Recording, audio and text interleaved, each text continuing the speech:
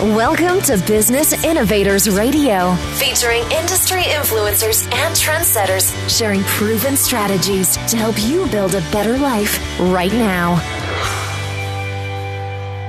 Hi, everyone. This is Tammy Katzer, and I'm really excited because today's guest actually has an Englewood, Florida connection, and I didn't know it, but let me tell you about Lyons. Lori is a marketing and website maven. Her business, Make Your Marketing Simple, and website company, Ignite Marketing, helps businesses like yours see past what everyone else is doing. You've heard it, everyone is doing it. Well, you don't necessarily need to be doing everything yourself, but you want to be focusing on what is profitable for you and your business. Her online program, Make Your Marketing Simple, is a guided program to help inspirational entrepreneurs with an actionable marketing plan and solid marketing to grow your business with authenticity and with purpose. Welcome, Lori. Thank you, Tammy. I'm excited to be here. And yes, we had fun talking about Englewood. Like I said, many of you know I live in a little teeny town on the west coast of Florida, about an hour and a half south of Tampa. So sometimes I'll say Englewood and people think I'm talking about California. No, I live in a beautiful fishing village, and it just so happens that Lori has a connection here. So we were enjoying that and the fact that, you know, we have something in common besides internet marketing and helping business people to market themselves. And it's interesting because I've been using online marketing myself since 2009 when I jumped ship and became a social media marketing consultant for local businesses. And now, of course, I focus on podcasting and books. But Lori, you are really focusing in on what you call encore entrepreneurs. So tell me more about that and what you offer. Yes. Encore entrepreneur is someone who has they've come from corporate or they've been retired for a couple of years, and they're driving themselves crazy as well as their spouse. So they decide that they want to either start a new business, they want to beef up their retirement, they want to travel, and they're just finding their retirement isn't quite doing what they want it to do. So they decide to start a business. And I read a statistic the other day that baby boomer businesses comprise almost 50% of the businesses in America today, and that they're one of the fastest growing segments of the marketplace of people starting new business or buying new franchises for those very reasons, almost double what millennials are, which really surprised me because I thought the 20-something and 30-somethings were the ones that were really being the entrepreneurs now, but no, it's the people 50 and over. I think baby boomers officially ends at 1974. So we're right around there. But 50 and over is the fastest growing segment of new businesses. Wow. Well, yeah. I know I fit into the demographic of baby boomer. And I think one of the reasons, especially for people who have been in corporate world, or maybe they were middle managers like I was in media, and you find, you know, you'll get that social security statement and you look at it and you go, yeah, I did. And I said, I can't live off of that. And because I lived in Florida, which is a right to work state, that basically meant every place I ever worked, I really didn't have any retirement benefits. You were literally, if they decided they didn't want you anymore, they would just say, sorry, see you. Right. And I know many people live that, but it is interesting that more baby boomers are 50%, but yeah. I can understand that because millennials are young. You know, you're still experimenting. And I think it's really important what you do, because if I had someone like you who could have helped me figure out my online marketing or what I needed to do to promote myself, I probably would be 3 times ahead of the game of where I am now, because I was one of those do it on a budget, shoestring Right. budget, do it yourself. Tell me, is that a mistake? Or what is your advice for people who are like, I'll just go make myself a website, or I'll have my, my nephew make my website for me, or I'll have the web designer make me a pretty brochure online. Right. Yeah, there's nothing wrong with going on, and especially as someone who is just starting out, and going on and doing what I call the rent a sites. Quite frankly, they're the Wixes, they're the Squarespaces, they're the Weebly's, and they're okay for somebody starting out. What a good web person can do for you is really work with you to hone in on who your market is, who your ideal client is, who your target market is. And while you might get a little bit of guidance online with some of those other do-it-yourself companies, they're not going to really hone in with you and help you identify and get you started on a good marketing path, like a good website designer or developer will. And a developer not so much, even because they're the coders and they do the back end. But a good marketing person can help you define your message, define your target market. They can help you, guide you. And can you do it yourself? Sure. But like you said, you'll be 3 times farther ahead if you bring somebody in that has that expertise. And the sad thing is when you start looking at budgets and you start looking at where I'm going to cut, marketing is the first thing that goes, but it's the thing that makes you money. So, you can't sell if you don't have customers to sell to, and it's the marketing that brings those in. So I absolutely agree with you, because I've witnessed it so many times where people, they don't want to spend any money at all. And they'll go and they'll use, let's say, for example, Wix. And I often see it in Facebook where people will say, what is the difference between Wix and WordPress, for example? Mm-hmm. And I always say, well, it'll be your search engine optimization and whether or not you'll be found and flexibility. And there's all of these things. Right. So with that in mind, because we're all told you need a website, mm-hmm. you need a funnel, you need to be on social media. And of course, what's the flavor of the day, right? TikTok right now, or Snapchat. Yes.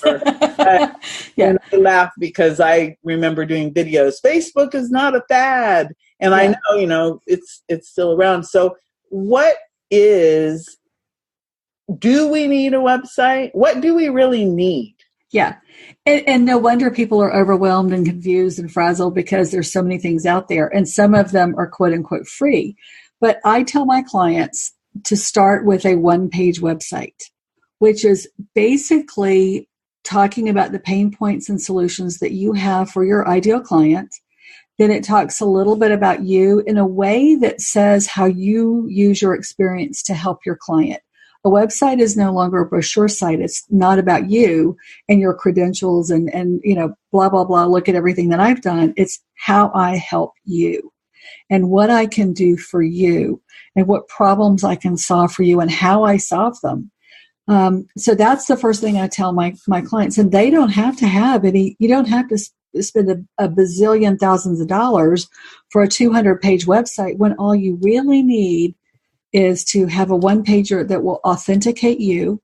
It will say, this is a business. It'll give me a flavor of who you are and how you help me. And a lot of the who you are is the branding that's so popular. People talk a lot about branding and how to brand yourself and the tone of voice and stuff that you work with clients. So that's where that comes in. So you get a good little snapshot. And I do remember MySpace too, by the way. We forgot MySpace. But the other thing is too, a website comes in handy if you're working on social media, because my feeling is a social media is the soundbite of what you do and what your company is and who you are. Whereas once you have the soundbite, you bring them back to your website for the fuller story. So they get more of you, especially if you're doing content, if you're blogging and talking about what you do from a blog standpoint. So you have your sound media, your social media, that's the soundbite, and you bring them back to your website. Even your email funnels should come back to your website, so that that's where the depository of your content and your information is in one place. So one page website, use social media like a soundbite, and then pull them back into your one page website so that they can figure out who you are. What about all of the new stuff that's coming out? You've got chatbots, you have retargeting, you have Facebook ads, you have LinkedIn, you have Twitter. How do you make that decision on where to invest your money? You make it based on where you're. Oh, sorry. Yeah. I'm sorry, Tammy. Oh, go ahead. I was just saying your money and your time. Yeah, your money and your time, absolutely, because both are equally valuable. You go where your market is. Once you've identified who your ideal client is, who your avatar is, where they hang out, and they hang out in different places on social media. If your target is somebody who is more in, there are a lot of people who work with corporate clients, I would be all over LinkedIn all day long, because that's where the corporate clients are. A statistic says that 87% of YouTube users are teenage boys looking up gaming tips. Like 86% of women look up skincare and makeup and weight loss. So if those are what I do and those are my clients, I'm on YouTube constantly. I'm putting out videos. I'm commenting on videos that people leave. Also, I was listening to something the other day that YouTube can also drive the other social platforms. So if my market is, a woman in her mid-30s that is got a couple of kids and she's looking to decorate a nursery for her third child or second child, and she's on Pinterest, then if that's your market, I'd be on Pinterest.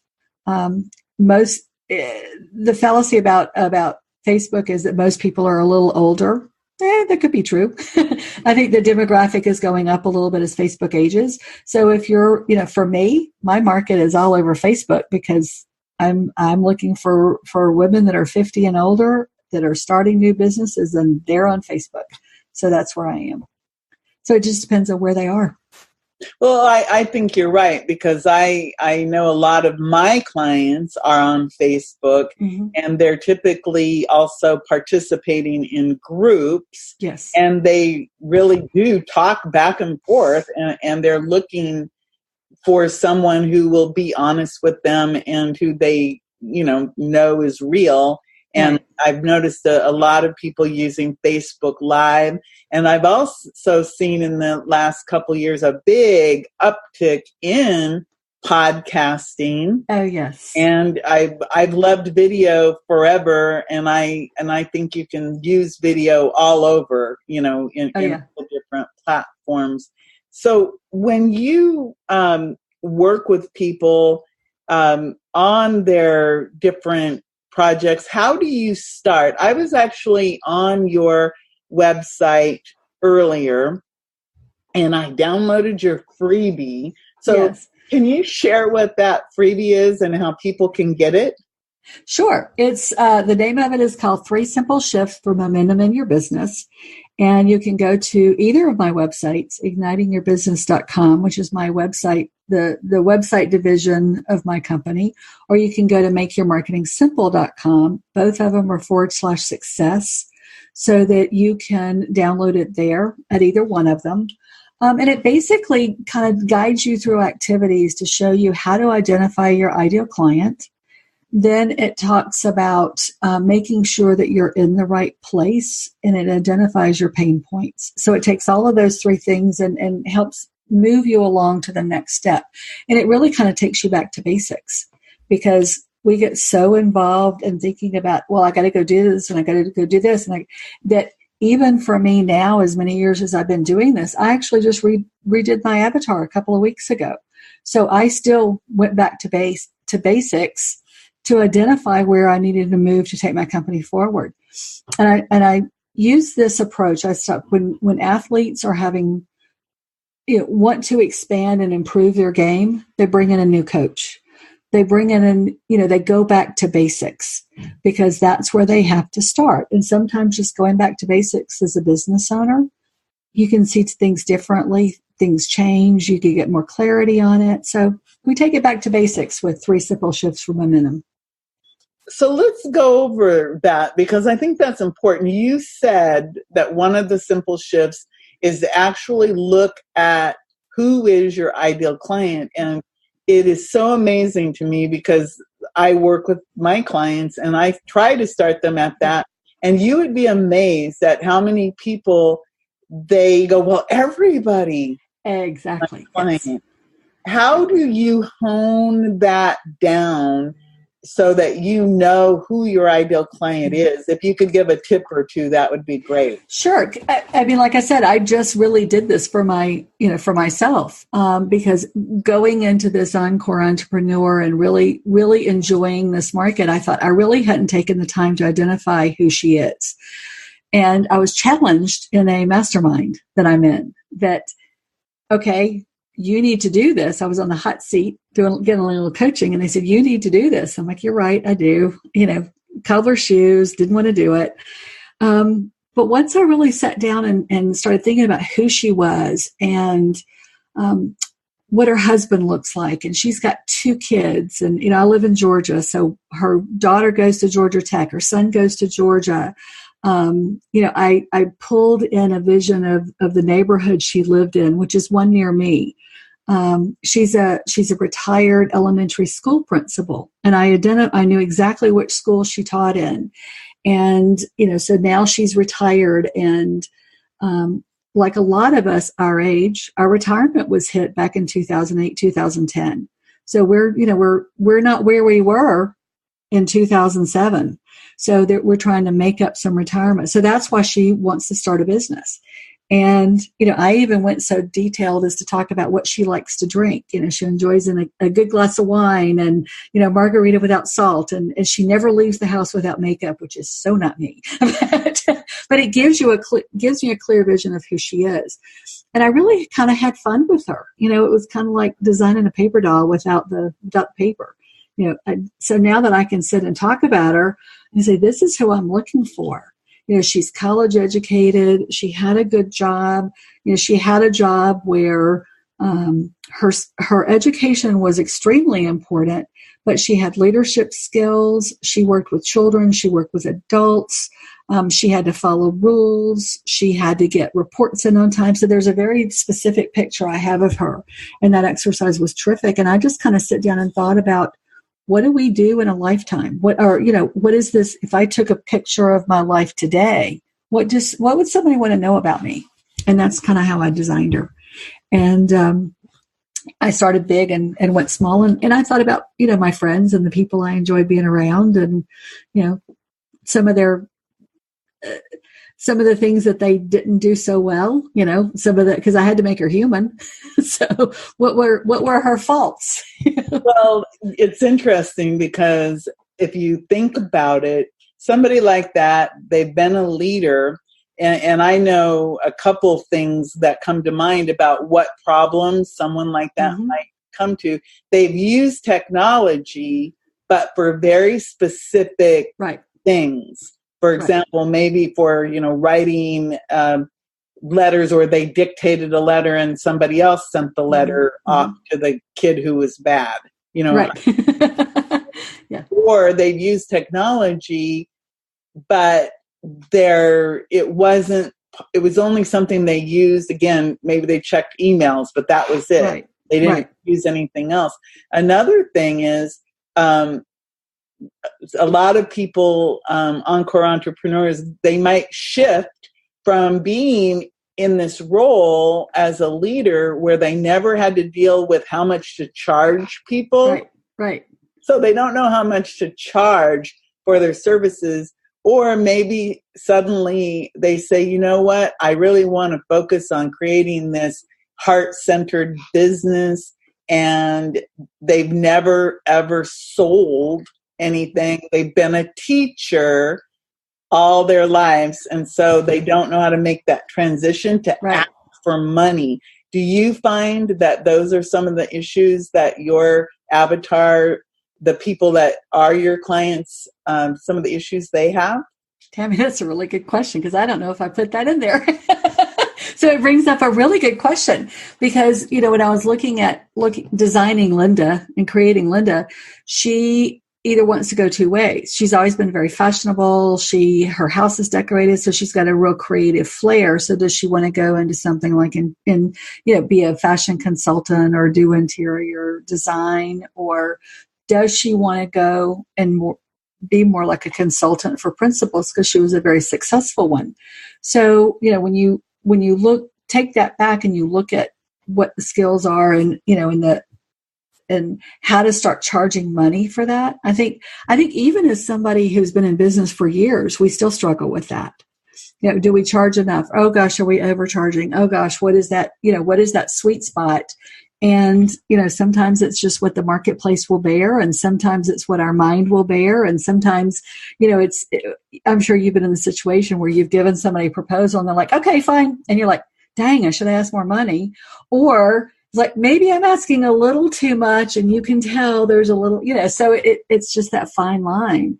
And we can have conversations all day long about cost of doing business and how much does it really cost you, not, all that kind of stuff. But what it boils down to, being in the business that I am, is what am I comfortable charging? Because I always want to charge more, but also what will the marketplace bear, and what is a fair price? What is my expertise, and what am I going to do for them? And sometimes it's a matter of backing off some of the personal time, and you do a little more automation so that you're not spending that personal time with them, because that's where your cost is how much personal time. The reason I asked all those questions was those were all issues I personally went through. Yeah. And because if you don't charge enough for your brains, mm-hmm. then you will start to feel bad about yourself. And of course, if you overprice yourself and your expertise, then nobody buys. So right. There is a sweet spot. And you talk about automation. If you're going to automate, do you have a suggestion on what could be automated or turned over to somebody else? Like, what would you do, if somebody wanted to automate? I got creative when I started looking, and it was time to expand my team, which is bringing in the hiring, and I'll get to the automation in just a second. But I got real creative with hiring my team, and I did an apprentice program that people came in and they worked for me for 3 months, and then we would turn that over. So that was one way that I was able to leverage my time, was by having other people do this for me, and it was a very budget friendly way to do it as I grew. Then for the automation, I think that if you sit back and you look, technically social media you can automate, and that's a very simple way to start, by putting it on the Hootsuite or the buffers or something, and just leverage that time. And there's so much out there for, there's a bazillion social media management platforms. It's finding one that you're comfortable with. When you go into the email automation, that can get a little more complicated. And that's where I'd say hire somebody to do it, because those, if you're not doing those in the right order and the right steps, those can come back to bite you if you're not doing those correctly. So I would say go there. On the flip side of that, and I'm going to contradict myself just a little bit, as your business grows and social media becomes much more important to you, then I think you have to hire that out, because it becomes so time intensive.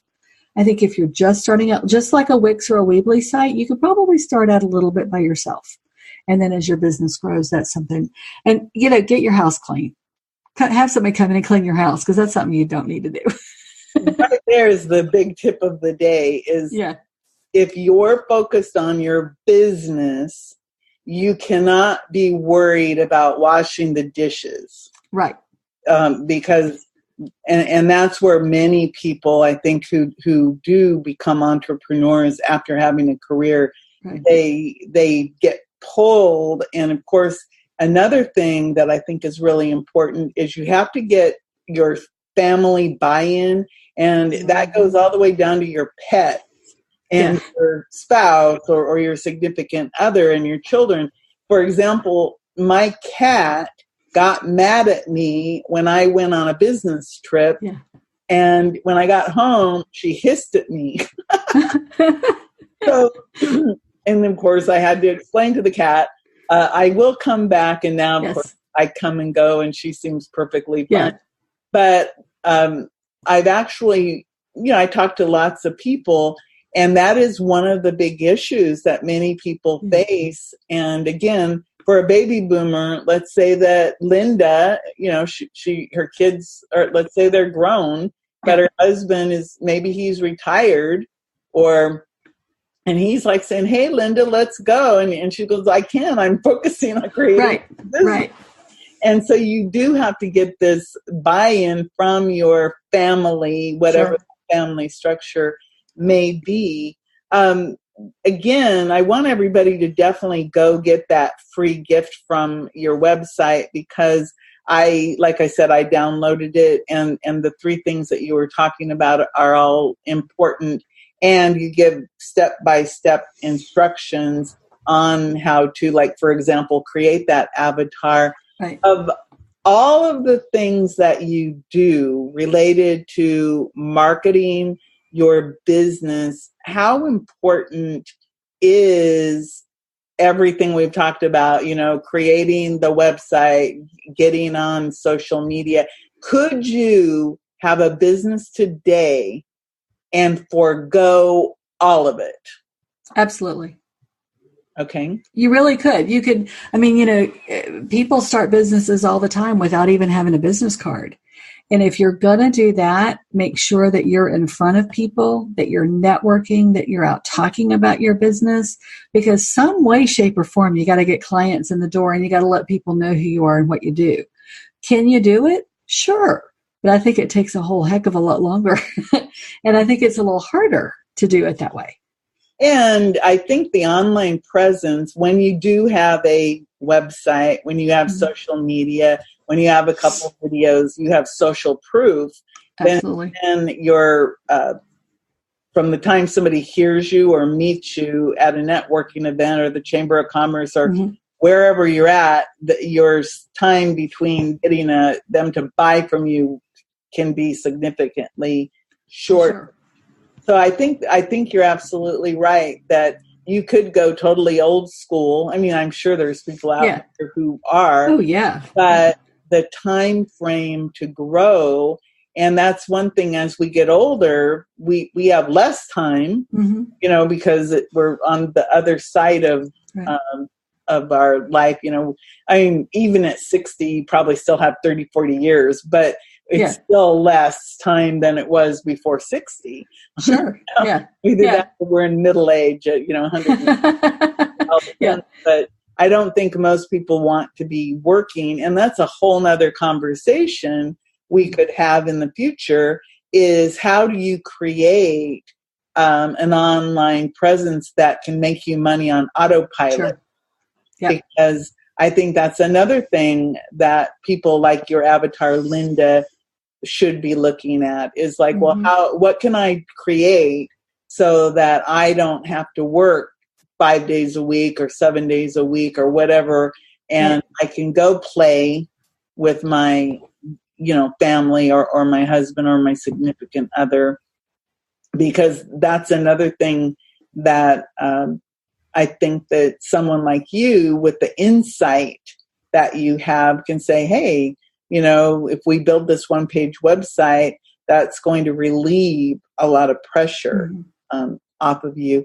So if somebody wants to work with you, what is the best way for them to get in connection, Lori? Actually, the best way is just to go to my website, ignitingyourbusiness.com. If you go to my contact page, there's a link right to my calendar, and you can book a time right on my website to talk with me, and we can consult, or we have some time booked out there.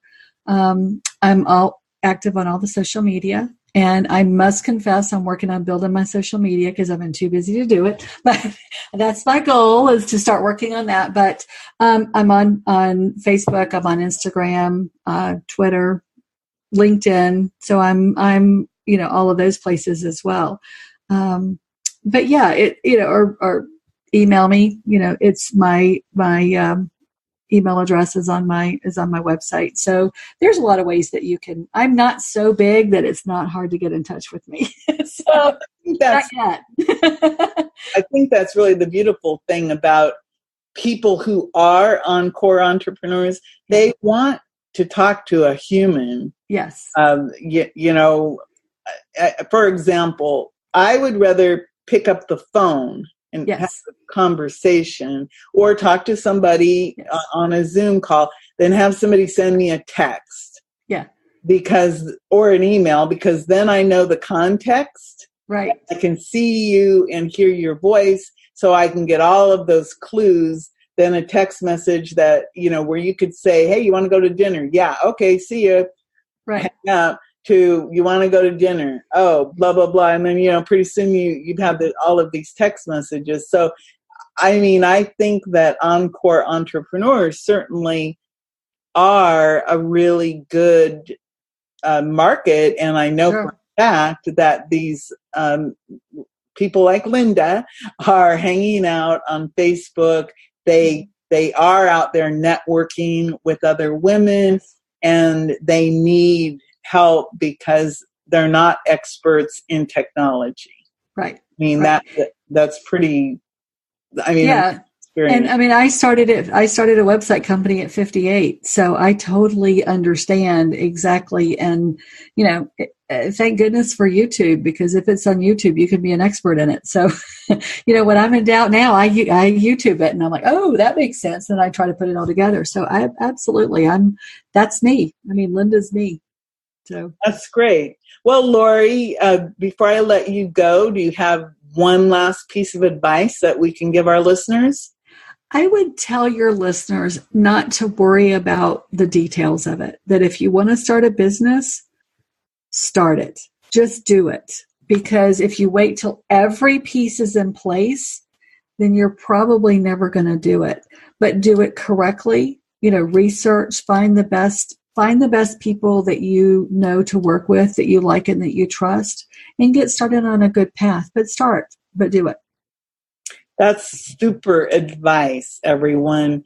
Don't let perfectionism get in the way of your success, because if you can get started and just keep moving, baby steps a little bit at a time, you can do that. So thank you so much, Lori. I enjoyed our conversation. I did too, Tammy.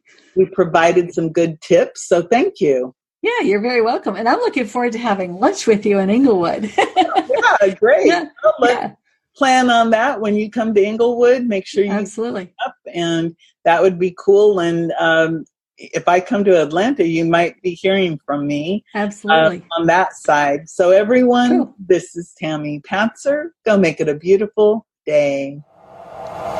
Thanks for listening to Business Innovators Radio. To hear all episodes featuring leading industry influencers and trendsetters, visit us online at businessinnovatorsradio.com today.